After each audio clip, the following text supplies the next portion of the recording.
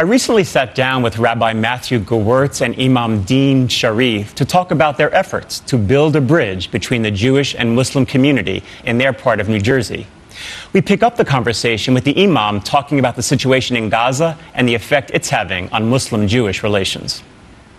I think it is causing some anguish, continuation of anguish. I think what Gaza is doing is causing agony, not just between Muslims and Jews, but I think it's causing agony for people in general, people who have a concern about the lives of people who are being innocently taken, whether they be Israeli or Palestinian. I think that concern is what causes people to form opinions about what it is that we can do and should do in order for us to address the situation. My thematic question for us tonight is, where justice is not tempered by mercy, can we truly find peace?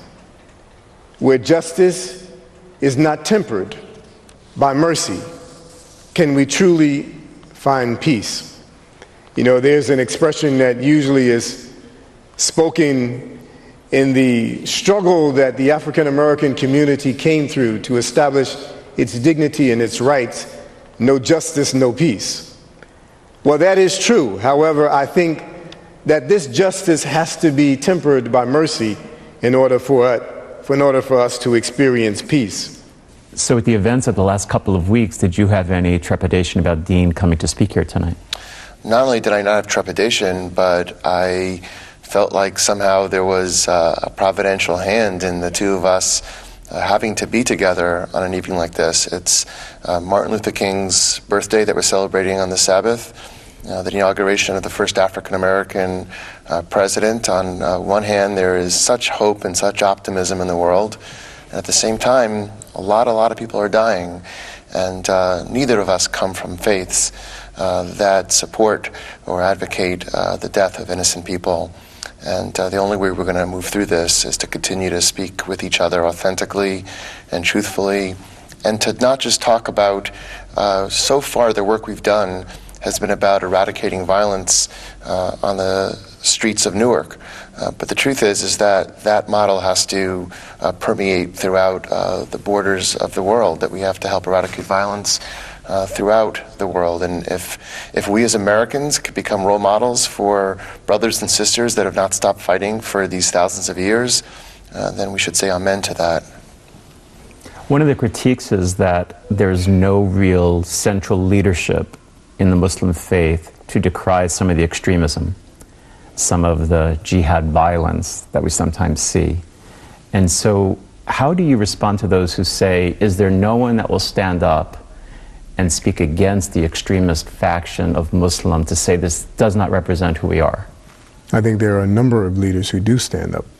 Why don't we seem to hear them in the same kind of way as we hear the critique? I think that's a question for the media to answer, as to why the coverage of the individuals who speak against the extreme points of view, and that we don't hear more of the individuals who speak along the middle course. The middle course is actually what is spoken about when Islam is described. It is described as the middle path. It is a religion that actually opposes the extremes. So when we unfortunately hear about the extremes in the Muslim community, that is not indicative of what the Muslim community is expressive of. The Muslim community is expressive of those individuals who seek to find a way to live amongst other people. Islam is a very fast-growing religion, even in this country, and statistics say that soon there'll be more Muslims in the United States than Jewish people. And I've heard some Jews say to me, they fear this.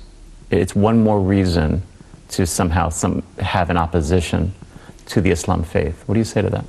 I say that fear causes paralysis, and that if we want to be consumed by fear, we can. If we want to reach out across and put our hands out, and there's a hand that wants to reach back across and reach our hands, then there's going to be a lot to talk about and a lot to embrace about and a lot to shake about. So I don't want to be caught up in fear, and my congregation is not one that is going to progress living in fear. It's going to be one that progresses living in dialogue.